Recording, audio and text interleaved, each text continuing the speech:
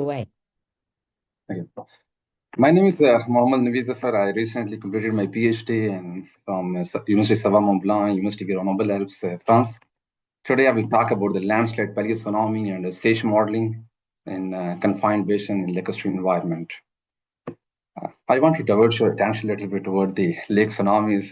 Lake tsunamis, basically, the hazard is remaining largely overlooked as we know that tsunamis are low frequency but high impact hazards, and we have very few paleotsunami studies exist, and we have limited understandings of paleotsunami. This is a reported and studied historical freshwater tsunami in the all around the globe. Okay, sorry.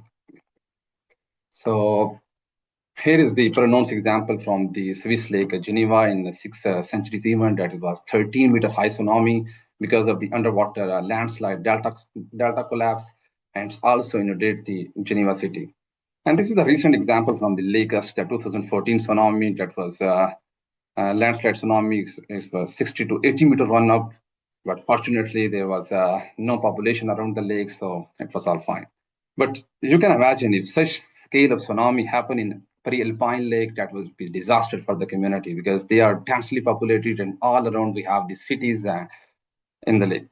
You can. This is the lakes from the northern Italy, and this is the lake from the Lake Bourget, France, where I'm right now, and this is Lake Geneva, Switzerland. We have cities in the low-lying area as well. So this is a sketch of the calm lake.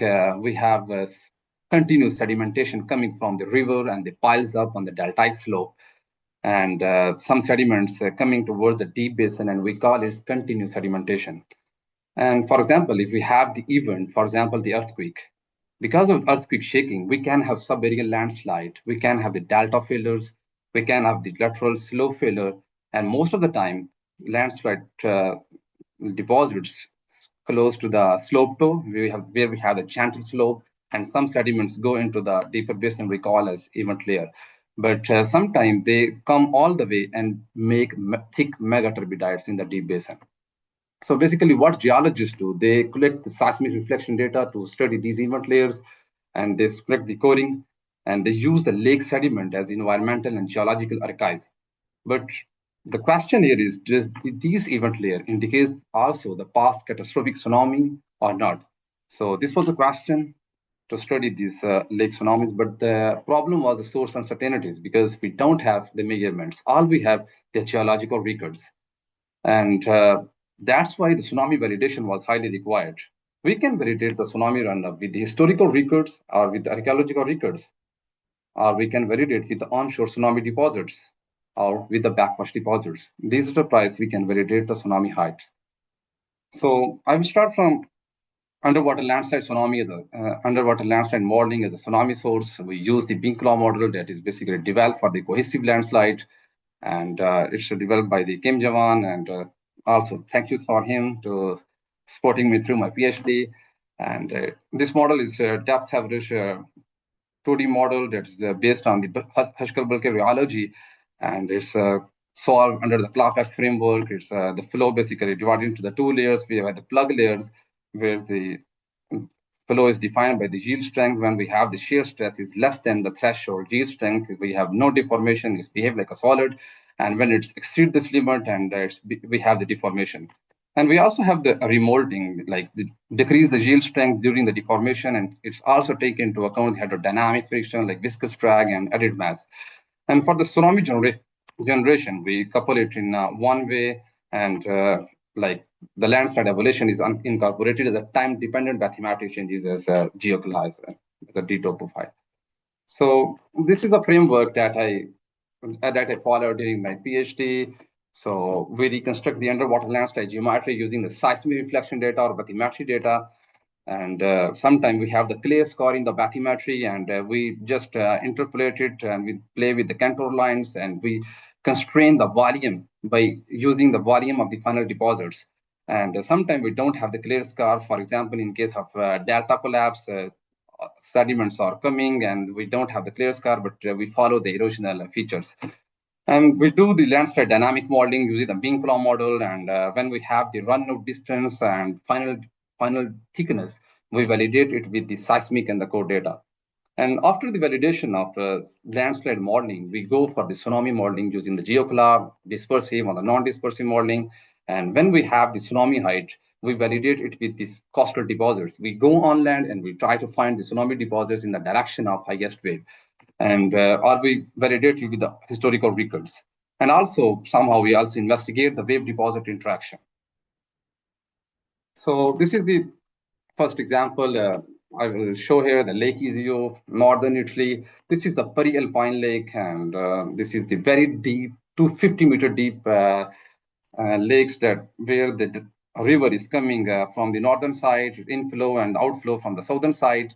And the main thing I want to share here is the human activities, because in the catchment, because of the human activities like the deforestation, agriculture, and burning, because of the land use, they increase the soil erosion like 3 times. And because of this soil erosion, they piles up on the deltaic slope because they are loose sediments. They are much prone to collapse under the external trigger like the seismic shaking. And this is the zoom view, and we collect the seismic reflection data. This is the seismic profile I show here. And when we collect the seismic profile, we came to know we have the thick megaturbidites in the Lake Deep Basin. And this is belong to the 12th century event. This belong to the 13th century event. And this is because of this historical earthquake in the area.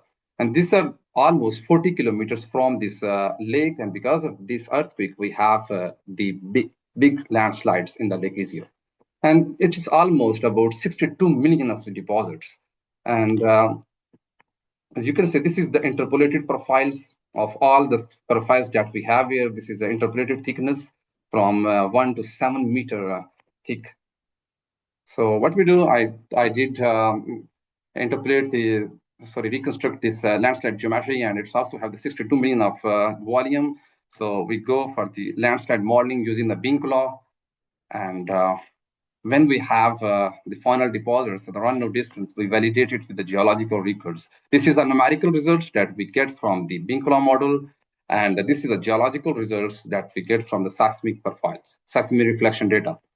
And you can, which was very well constrained. We have little more sediments here, also here, and it was a very well constrained in case of in terms of thickness, in terms of run-out distance.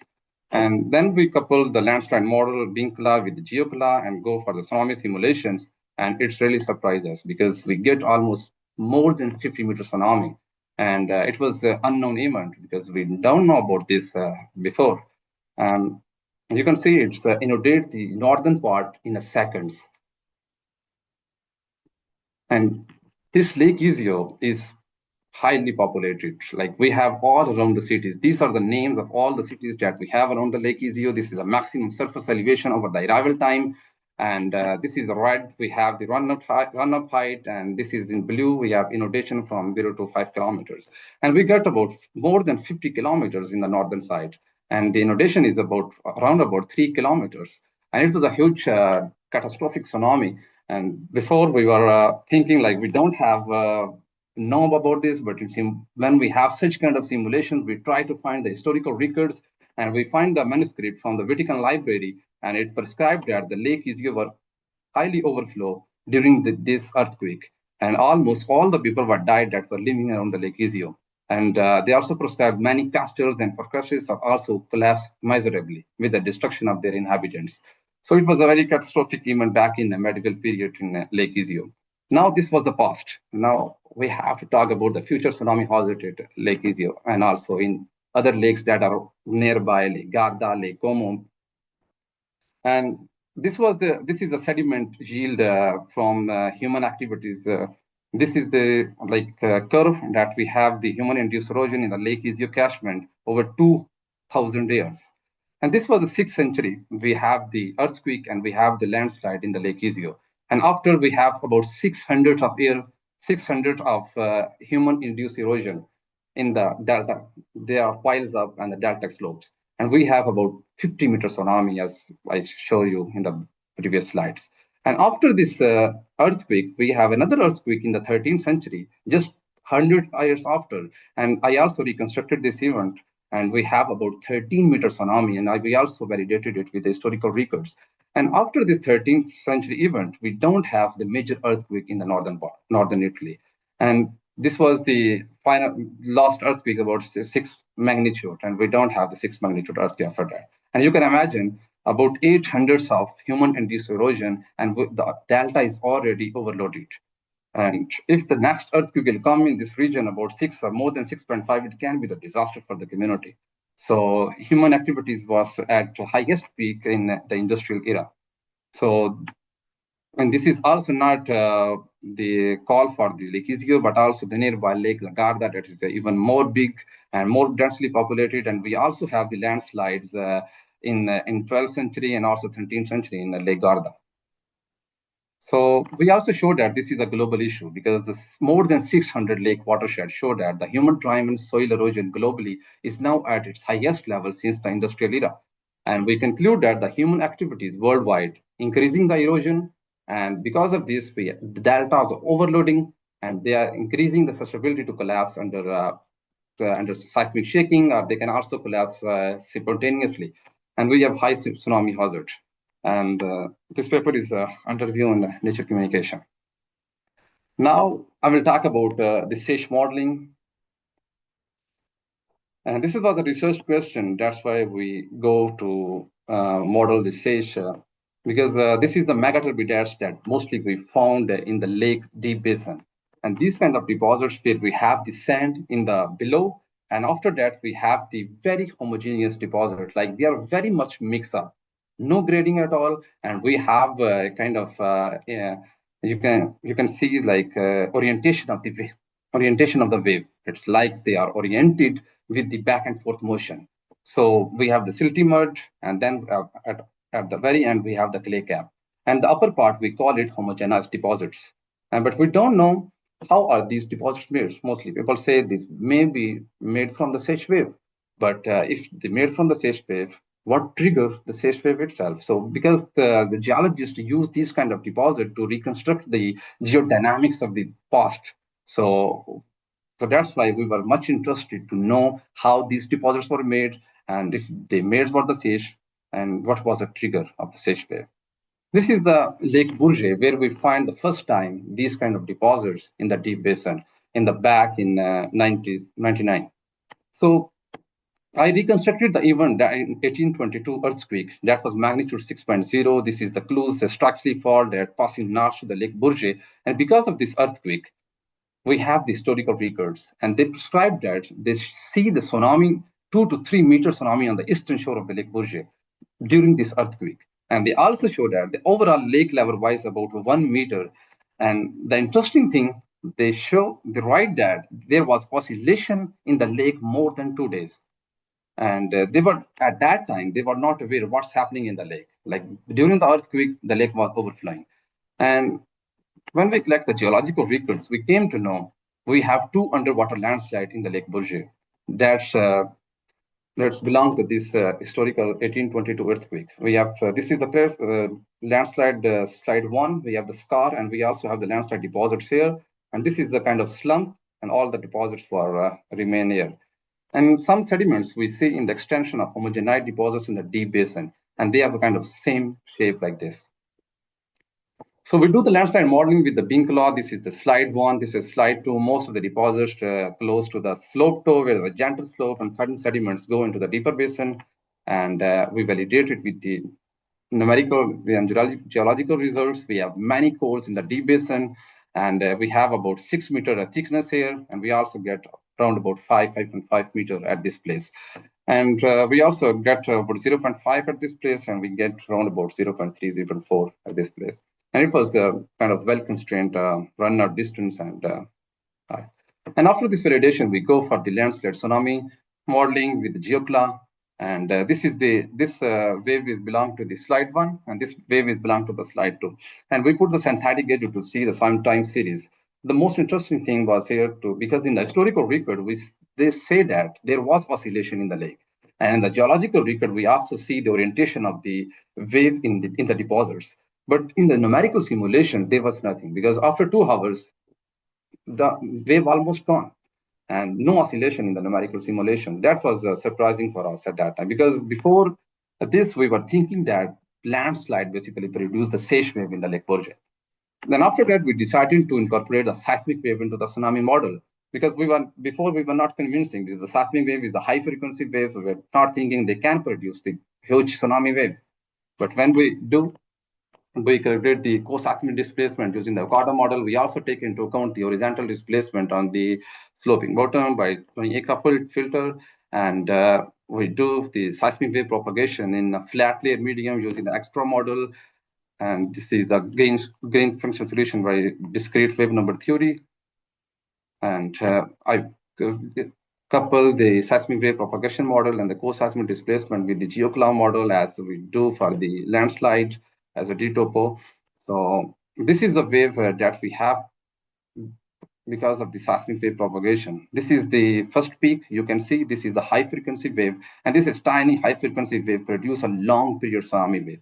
That was really impressive when we see the 20-minute period in the simulations. Now you can see this wave is belong to the seismic wave propagation.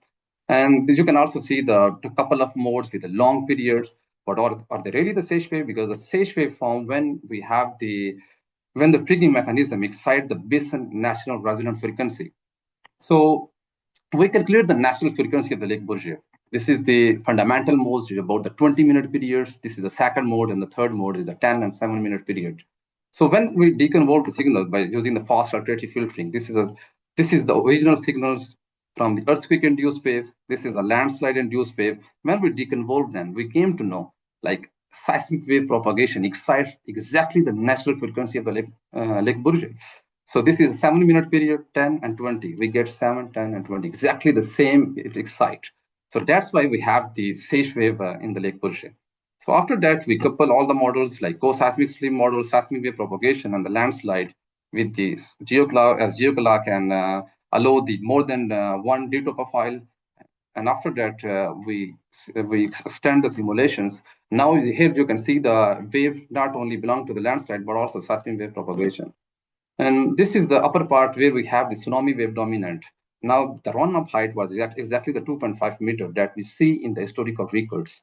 And this is a very nice validation of the tsunami height. And we also see the backwash deposit in the direction of highest wave. And after that, we extend the simulation from 20 minutes to 4 days. And we came to know the Seiches wave are still remain in the Le Corbusier more than 4 days. And they have the more pronounced effect on the northern side. And this is also prescribed in the historical records. They see the more oscillations on the northern side of the Le Corbusier. And after this, I will go for the conclusion. I conclude all the phenomena in this diagram. We have the seismic induced wave. This is high frequency wave, produce a long period tsunami wave. And this is the land induced short waves. And most of the deposit stay close to the slope toe and find some sediments go into the deeper basin. And this situation was 1 hour or less. And after from 2 to 24 hours, we analyzed the signals and we came to know there was 2 modes remain in the lake. There was fundamental modes, which node is at the center, and there was a second mode with antinode at the center. And we have the maximum horizontal displacement at the node and maximum vertical displacement at the antinode. And this basically horizontal and the vertical displacement mix up all the sediments that we have in the deposits. And after that, from 24 hours to 96 hours, there was only the back and forth motion in the lake. And only the back and forth motion have this kind of effect that we see in the deposits. They are very much mixed up from in the back slide. They are very much mixed up, and this slide there's only the back and forth motion, and we see in the deposits. You can have a look in this paper for the detail. For the perspectives, I would say we need to really assess the tsunami hazard in other large lakes and tsunami sediment transport model. We really need to improve the event validation for the paleotsunamis and the dynamic rupture model to better understand how rupture and ground motion interact with the sedimentary basin. So this question was come in my mind during the study, like investigate how high frequency seismic wave basically excite the low frequency natural modes. So that's all. Thank you so much.